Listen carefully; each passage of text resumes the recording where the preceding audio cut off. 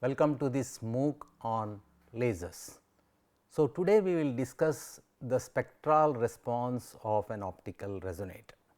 In the last lecture, we introduced open resonators and then we discussed the various properties, basically listed various properties, and then one particular characteristics, namely the resonance frequencies of the resonator.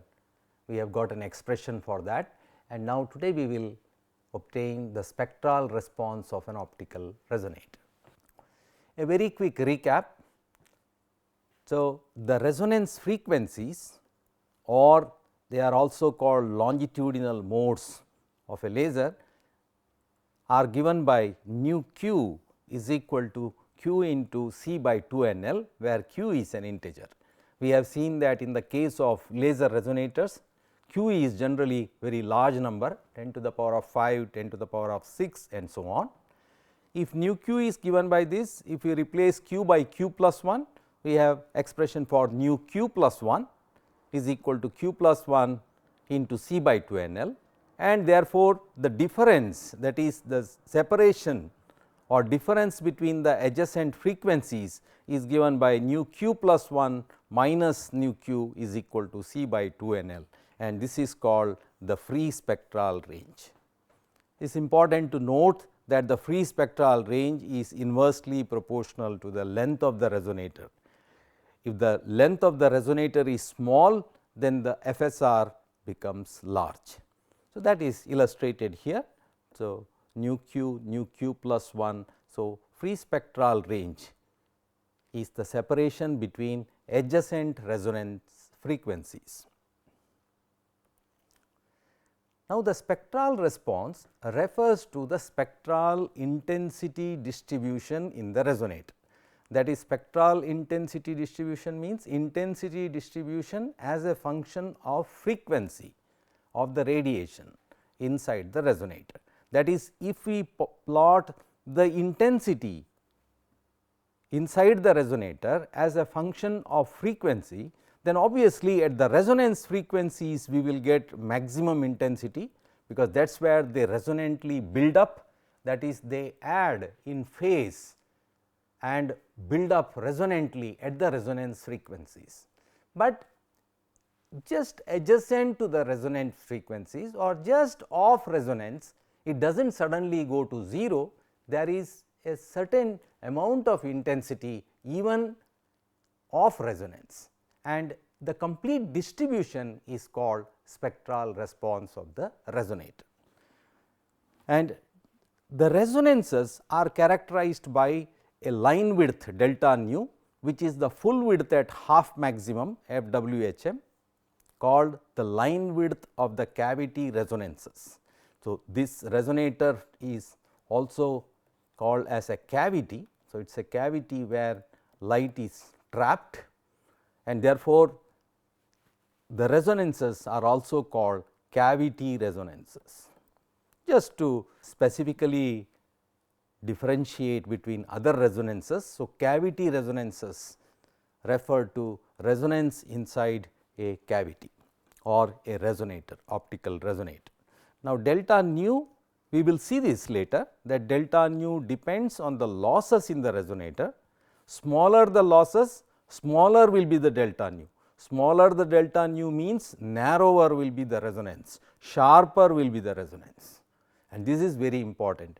And therefore, smaller the losses in the resonator, the resonances will be sharper, and this has implications in laser physics. So, we will see these details as we go further.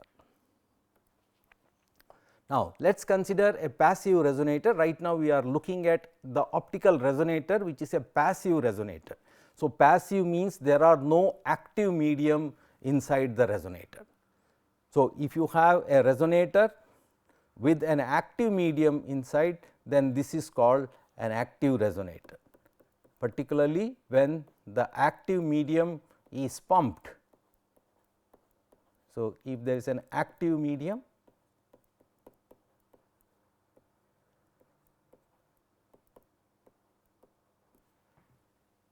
then this is called an active resonator as opposed to passive resonator. So, this is active resonator. This is just for comparison, active resonator. So, laser is indeed an active resonator, because laser is a resonator which contains an active medium that is pumped, and therefore, laser can be called as an active resonator. So, let us first look at the passive resonator, which comprises. So, what is shown is a plane mirror resonator, and if u 0 is the field of the wave which starts at a certain time t from mirror M1, let us say at mirror M1 and M2 are the two mirrors.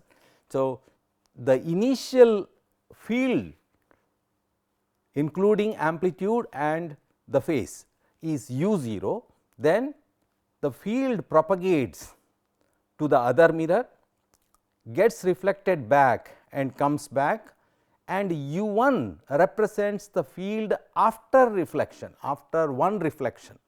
So, if u 1 is the field after one round trip, so u 0 is here, u 1 is after one round trip.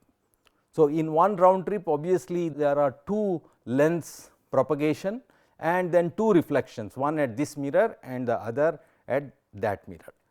So, we will see those details later, but if u 1 is the field after one round trip, then we can write u 1 as h times u 0, where h can be represented as r into e to the power minus I phi, where phi is the round trip phase.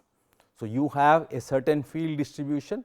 So, we can call it by some other name. So, let us say psi is the starting field distribution, initial field distribution, then the final field distribution will be given by the initial field distribution plus the propagation phase accumulated plus any propagation losses associated, and therefore, this psi f, the final field, is written as a factor h into psi I, where h contains an amplitude attenuation factor r and an accumulated phase phi.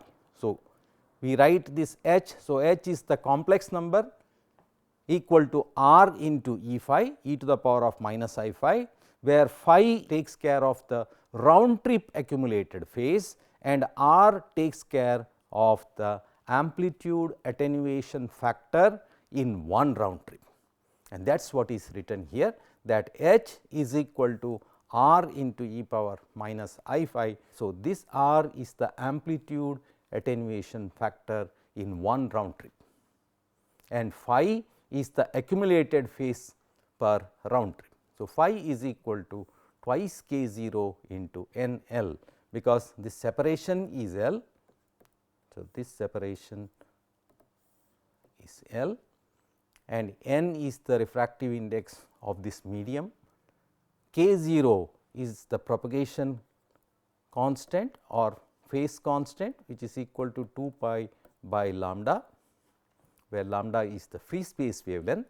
So, phi is equal to 2 k 0 into n L. In writing this, we have neglected the phase at the mirrors, phase change at the mirrors.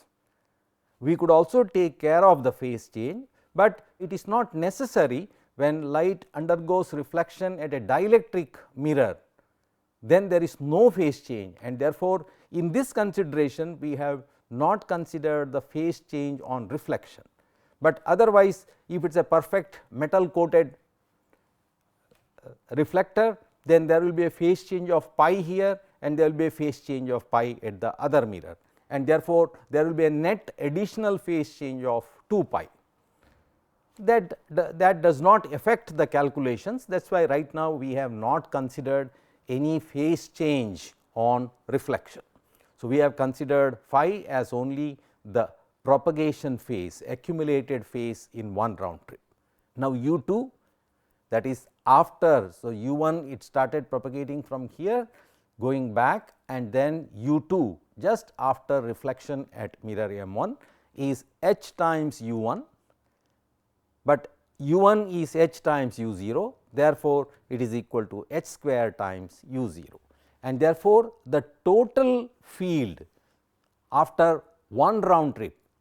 So, this is the electric field with the amplitude and phase, and the total field can be written as the sum of u0 plus u1 plus u2 and so on, and that is equal to u0 into 1 plus h square plus etcetera, and this is equal to u0 divided by 1 minus h.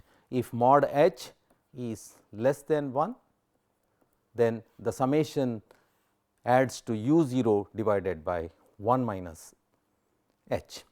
So, in this case mod h is less than 1, because mod h is simply mod r, and r is an amplitude attenuation factor. So, it is an attenuation factor, which means if the amplitude drops down by 10%, reduces by 10%.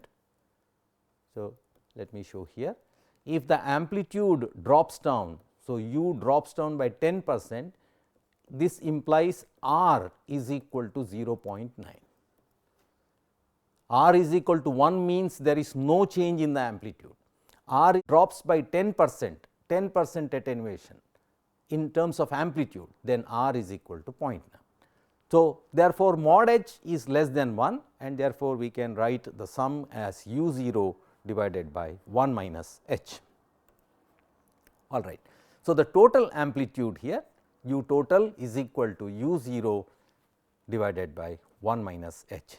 Therefore, the intensity is equal to mod square of the amplitude, which is equal to mod u0 square divided by 1 minus r into e power minus I phi, that is h mod square, which is equal to, if we call this as I0, intensity I0, then divided by 1 minus r minus twice r cos phi, and that can be rewritten as 1 minus r the whole square plus 2 r into 1 minus cos phi, and using 1 minus cos phi, cos theta is equal to 2 sin square theta by 2. So, you can substitute and write it in this form here, and therefore, the final expression for the response in terms of the phase change phi and the amplitude attenuation factor r is given by I is equal to I0 divided by 1 minus r whole square, the whole divided by 1 plus 4 r by 1 minus r whole square into sin square phi by 2. So, there are no approximations made here. So, if we now define f is equal to pi r to the power half by 1 minus r, where f is called the finesse. There are different ways of defining finesse, but here we define f in this fashion. We will see the advantage of defining f in this fashion, and then we also note that phi, the round trip phase, is equal to 2 k naught n into L, which is equal to 2 omega by c into n L. K naught is omega by c, omega is 2 pi nu by c, and therefore, this phi can be written as 2 pi into nu by nu f. Nu is the frequency and nu f is the free spectral range. And if we substitute for phi in this expression here, then we have the numerator is the same. In the denominator, in place of sin square phi by 2, we have sin square pi nu by nu f. So, we have now written it in terms of the frequency, because we are interested in the spectral response, which means intensity as a function of nu. Here it is given intensity as a function of phi. Now, I nu gives the intensity distribution as a function of nu. So, this is called the spectral response. So, this expression gives us the spectral response of the resonator. Now, let us have a look at the phasor picture. That gives us some idea before I discuss the details of this result. So, let us have look at the phasor approach which is followed in understanding the resonator. So, for those of you who are not familiar, phasor is an entity with magnitude and phase, just like vector is a quantity or an entity with magnitude and direction. So, phasor is with magnitude and phase.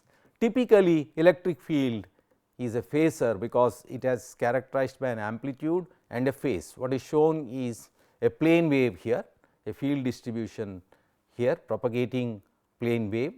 So, this can be is written as A e power minus I phi, which means it is characterized by an amplitude and a phase phi. So, this phi could be phi of t, it is changing with time, but at any instant it is the phasor is determined by its phase at that instant. Now, depending on a reference phase, you can represent such a phasor just as vector. The length of the arrow is determined by the amplitude A and the phase angle phi with respect to a reference. And therefore, if you have two phasors, so what is shown is just like vector addition of phasors. So, the first phasor is if you had A into e power minus I phi 1, then phi 1 is the phase of the first phasor. So, if I want to call this as P 1, then and the second one is P 2, which is equal to some other amplitude B into e to the power of minus I phi 2. Then we can add these two phasors as shown here, just as we add the vectors, but now the angle is determined by the phase with respect to the reference. So, initial phase phi 1 is with respect to a certain reference, usually we consider this as 0. The next phasor is placed at an angle where the phase angle is phi 2 is with respect to the previous phase angle, and therefore, the phasor is shown like this, and the resultant phasor is obtained by connecting the tip of. So, the starting point to the tip of the second phasor, just like vector, but here the angles are determined by the accumulated phase or round trip phase. This will become more clear when I take further examples. So, let us look at a situation where r is equal to 1, which means there is no amplitude attenuation factor. So, recall that u 1 is equal to u 0 into r into e to the power of minus I phi, that is h. If r is equal to 1, the magnitude of u 1 is the same as magnitude of u 0, which means all these magnitudes are the same, but phi, the round trip phase phi is not 0 or integral multiple of 2 pi. When phi is finite, then if we start adding them, we can see the phasor after 2 round trips. So, this is the first initial phasor after 1 round trip phasor, which means after 1 round trip we are here, the net phasor is here. After 2 round trips, the net phasor. So, net phasor means what? So, the length of the phasor tells you the magnitude, and the angle with respect to the original reference tells the net accumulated phase. And after 3 round trips we are here, and so on. So, we see that in this case, in such a situation, the phasor goes on evolving into a circular path. In other words, the amplitude increases and after some time it comes back, and then the amplitude goes down. Why does it go down? Because there is a phase difference between the initial field and after 1 round trip. So, the phase difference accumulates, and therefore, the net amplitude becomes more and less, more and less. So, it goes on, amplitude goes on increasing, decreasing, increasing, decreasing, in spite of the fact that it is inside the resonator. So, what are we showing here? Inside the resonator, the field u 0 after one round trip is u 1, after another round trip is u 2, after another round trip is u 3, and so on. Therefore, the net field here is given by the resultant phasor. The importance will become clear if you simply assume that r is of course 1, there is no attenuation, but still amplitude is not building up. Why? Because there is a phase difference phi. Assume that phi is equal to 0, then the first phasor is here. So, this is the first phasor u 0, next phasor u 1 because r is 1 and phase is 0, therefore, u 1 and u 2 and so on. So, what about the resultant? Resultant will simply add up. In other words, inside the resonator, if there is no propagation loss, if there is no loss, and if the round trip phase is an integral multiple of 2 pi, then the intensity will build up, because the amplitudes are simply adding up and the intensity will go on building up. So, what does this tell? This indicates that the round trip phase equal to integral multiple of 2 pi, the condition which I had imposed in the last lecture in determining the resonance frequencies, can be seen here. What is this resonance? For building up, the round trip phase must be integral multiple of 2 pi, and it clearly shows that if the round trip is not integral multiple of 2 pi, then there will be a phase lag between the adjacent, that subsequent round trip fields, and therefore, the net resultant will oscillate between a certain maximum and minimum. It will not build up into a large intensity. However, if we see, there is another example which is shown here. So, what is shown here is r is less than 1, which means you can see that the subsequent length of the arrows are smaller, because let us say r is 0.9, then this is 0.9 of this one is 0.9 of this amplitude is 0.9 of the previous one. But it is not just 0.9, it is also phi is not neither 0 nor integral multiple of 2 pi, which means there is a finite phi. So, this is phi, this is phi, all the angle is the same phi. So, this is phi. Now, in this case you can see that the resultant was, if we had taken after 3 round trips, then resultant was here. If it was after 4 round trips, result was here. If after 5, resultant is here, after 6 is here, after 7, after 8 and after 9. So, the resultant continuously, and you will see that after some time the resultant will, so this will finally, if you go on plotting, then this will finally lead to some point here and the resultant will be that much. There is no building up of the amplitude if phi is not an integral multiple of 2 pi. But look at the last example. The last example is, of course, r is less than 1, as we will see all practical resonators will have r less than 1. There are no resonator which are lossless, and lossless resonators of no use, because we need some output from the resonator, and any output, any useful output from the resonator is a loss as far as the resonator is concerned, and therefore, all practical resonators will be having finite loss, and r is always less than 1.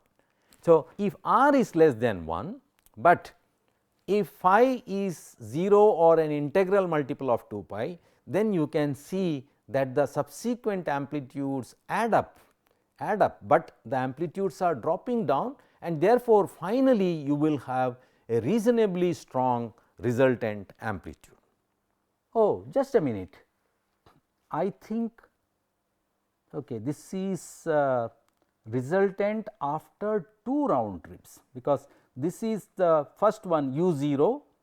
So, the initial phasor, after one round trip is the phasor u 1. Therefore, up to this the resultant sum of this is up to after one round trip u 0 plus u 1 is the total field or total phasor after one round trip from here to here, and therefore, after 2 round trips it is u 0 plus u 1 plus u 2. So, up to this the total here is resultant after 2 round trips. So, this must be 2 round trips. Similarly, I think let us look at this. So, this is the initial phasor, this is the first. So, this is after one round trip, this is the second one, and therefore, this is after 2 round trip, and therefore, the blue line which is shown here is after 3 round trips. So, this is 3 round trips. Similarly, here this is the initial one, after one round trip the sum of the phasor is up to this, after 2, after 3, after 4 and after 5. So, the given the shown phasor is after 5 round trips, and similarly this must be initial phasor after one round trip, after 2 round trip, after 3, after 4, after 5, after 6, after 7, after 8. So, this phasor is after 8 round trips. Okay, that is correct. So, this phasor picture illustrates the importance of phase round trip phase being 0 or integral multiple of 2 pi in building up of the resonance. Let us come back to the mathematics now. So, we have derived the expression for the spectral response here. Note that the response is symmetric, because this is a square function here, symmetric in nu, which means if I were to plot this resonance as a function of nu, then it will be symmetric about the resonance. So, something like this. So, for maxima, the maxima is when all are positive quantities. Therefore, if the denominator, the second term in the denominator, if this becomes 0, then we will have I nu as I max. That is what is written here, for I nu will be equal to I max for the second term in the denominator being 0, which implies that nu is equal to q times nu f. It is the same condition that we have derived, namely maxima occurs for resonance frequencies. We had already derived this by assuming that the round trip phase must be integral multiple of 2 pi. The minima will correspond to when the denominator second term becomes largest, then we will have minima. And when will this be largest? At that frequency when the sine square term becomes 1. We will have the largest value, which is I max divided by 1 by 2 f by pi the whole square. So, in between that occurs at nu is equal to q plus half, that is half integral multiple of nu f. So, if you substitute for nu is equal to q plus half times nu f, you will see that this sine square term will become 1, and we will have I min is equal to, so I minimum is equal to I max divided by 1 plus 2 f by pi the whole square.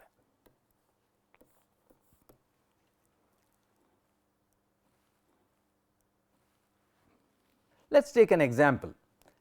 Consider a resonator with a round trip loss of 10%. Round trip loss of 10%. What does this mean? This means round trip loss refers to loss of energy. In all optical measurements, we measure energy or power or intensity. We do not measure the amplitude of the electric field of light. We measure, the measurable parameter is the intensity or the power, and therefore, the loss round trip loss here refers to the energy or power, and therefore, if it is 10%, it means R square is equal to 0.9, because R is amplitude attenuation factor. So, this is amplitude attenuation factor. So, let me write it as AF. Then R square will be intensity attenuation factor. So, the intensity attenuation factor, and therefore, if the round trip loss is 10%, if it is given that a resonator has a round trip loss of 10%, that means R square is equal to 1 minus 0.1, which is 0.9. Similarly, if it is 19% round trip loss, you can imagine why I have taking this example of 19%, because if 19% round trip loss means 1 minus 0.19, that is R square, that is R square is equal to 0.81. Why am I interested in 0.81? Because if R square is equal to 0.81, then R is equal to 0.9. So, we can easily calculate F. Therefore, F is equal to pi into R to the power half divided by 1 minus R. R is 0.9, which is pi into 0.9 to the power half divided by 1 minus 0.9, which is 0.1, which comes out to be 29.8 or approximately 30. So, this is the kind of number that we have got for the finesse of the resonator. Usually, the finesse can vary from few tenths to 10 million or larger, depending on the loss in the resonator.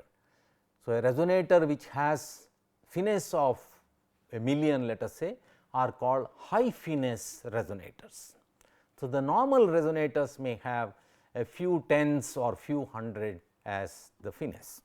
If R square is equal to 0.36, that is 64% loss per round trip. Here earlier we had seen 19% loss per round trip. Now, if the loss is 64%, again I have taken a nice number, so that I get square root of this as R. So, R square is equal to 0.36, which means R is equal to 0.9, and then if you substitute in this expression, you will get F is equal to 6. If we know F, then we can calculate 2 F by pi the whole square. In this case, this comes out to be 15 for F is equal to 5. So, why I am interested in this term? Because I min is equal to I max divided by 1 plus 2 F by pi the whole square, and therefore, in the spectral response we can determine the minimum as 1 divided by 1 plus 15, which is 1 by 16, which is equal to this much. So, now my objective is to plot the spectral response for typical numbers. So, that is why we have considered a case, although this is slightly a lossy resonator, but just to illustrate the point, we have considered an example where R is equal to 0.6, R is equal to 0.6, which gives us the finesse as 6, and then it gives us this 2 F by pi whole square as 15, and therefore, the minimum value of the intensity transmission is 0.062. So, let us plot the spectral response for this resonator. So, a plot of spectral response for F is equal to 6. So, how would you go about this? So, this is the expression for the spectral response. So, we have just normalized with respect to I max, so that the maximum value is 1. So, the maximum value instead of I max, if you normalize with I max, then maximum is 1. So, at nu is equal to q times nu f, we have 1, the denominator is 0, q times nu f, therefore, it is sin square some pi, which is 0, and therefore, the second term in the denominator is 0, and therefore, you have the maximum as 1. So, this is at nu is equal to nu q, we have maximum. Now, you shift slightly completely to the other side, that is you find at a frequency which is 0.1 times nu f. Please see, nu f is the separation between two resonances. So, 0.1 times that is this. So, nu f. So, this point is nu q plus 0.1 times nu f. So, if we calculate this intensity, we get this as 0.41. So, I would advise you to do this calculation and check, and slightly further, that is plus 0.2 times nu f, then the intensity drops down to 0.16 and so on. And finally, the minimum which we have calculated, which happens midway, we had already seen that the minimum occurs midway, we have already written here. So, it occurs midway between the two resonances. So, when this is 0.5 q plus 0.5 times nu f, and that is what we are seeing here, that the minimum is 0.062, that is what we just now calculated here. 0.062 is the minimum value, and then I have shown this reasonably to scale, and then you link all these points. So, these are the points which are calculated, which are here, and then you join them. Half of it is there. So, the other half is of course symmetric. So, you can plot the spectral response. So, this is the spectral response, that is intensity distribution inside the resonator as a function of frequency, spectral response of the resonator. Okay. So, there is an exercise given here. If you take for different f values, if f is higher, that is if the finesse is higher, the resonance will become narrower and narrower. We will just work out the expression for the line width of the resonances. So, for different values of finesse, if you plot, then you would get typical, what is shown is a qualitative graph. If you plot this I by I max as a function of frequency for different values of f, you would see that all the peaks will coincide at the resonance frequencies for a given resonator, and the minimas will also occur at the same value of the frequency, which is midway between the two resonances. So, here is an exercise that plot spectral response of an optical resonator for 3 different values of the finesse f. So, we had shown this response for f is equal to 6. If you had taken f is equal to 20 or 30, then this would have become very narrow. If you had taken f is equal to 3, then it would have become like this, it would have been flatter, more broader, and the resonances would have been wider, and that is what is shown in this qualitative graph. So, choose suitable or typical values of the various parameters to plot an actual response. You can do this very easily using a computer, or even using calculator you can calculate all the points and simply plot. Finally, we come to the line width of the cavity resonances. Line width refers to the full width at half maximum of these resonances. So, it is illustrated here. So, this is the resonance, and the frequency, resonance frequency is q times nu f is the resonance frequency. Now, the line width refers to full width at half maximum. So, this is, we have already discussed about FWHM. So, if this height is some number n, then at n by 2, if you drop down and find out the full width of the resonance, then that gives us what is called line width of the cavity resonances, delta nu. So, mathematically how do we go about it? The spectral response is given by this expression. The response will drop down to half of its value from the maximum. Maximum is I max. So, which is 1. If you consider I by I max, the maximum is 1. Therefore, when will this become half? the quantity will become half when this term in the denominator becomes 1, then it will be 1 plus 1 2 or 1 by 2, and that is what is written at half width 2 f by pi whole square sin square pi nu by nu f is equal to 1.